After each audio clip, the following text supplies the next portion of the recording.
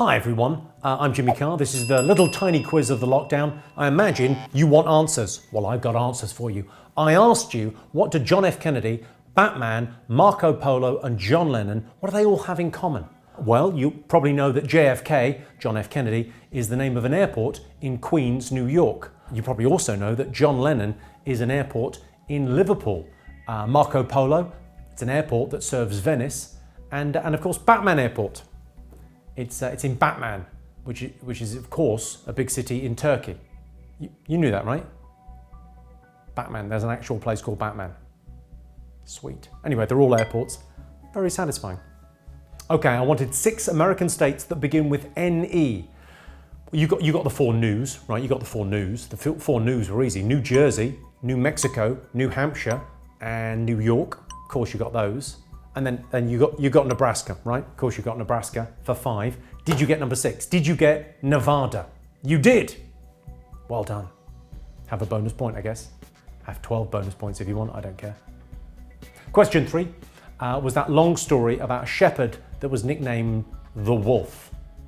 Weird nickname for a shepherd. Anyway, never mind how suspect he is. What did he find in a cave when he was looking for a sheep? Well, what he found was the Dead Sea Scrolls, which are, I hardly need tell you, scrolls. I should know more about them. Question 4. Bufflehead, Donald, Smee and Huey. What do they all have in common? I can tell you they're all ducks.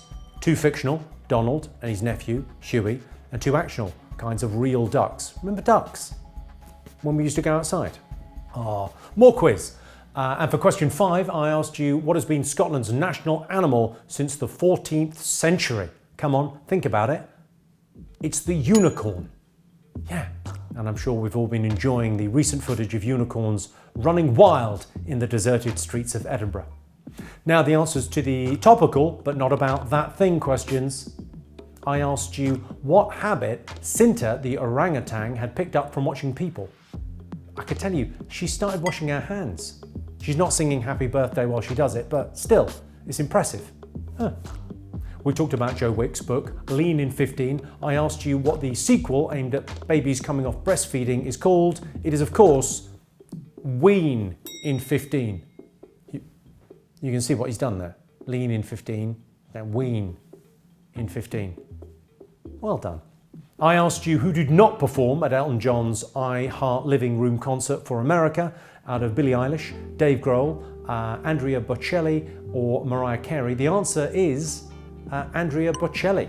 And in case you're sure you remember him being inspirational in Italy, that was on the other one. That was on James Corden's Late Late Show Home Fest. That's the one you're thinking of. It was sort of a tricky question, that one, because he was sort of on the next day on CBS with James Corden, so I mean if you didn't get it, you didn't get it, but I was being a bit of a dick. I asked you who had been celebrating Johnny Vegas's neighbourliness. It was, of course, Russell Crowe. Check it out if you haven't seen it. Hi, Russell.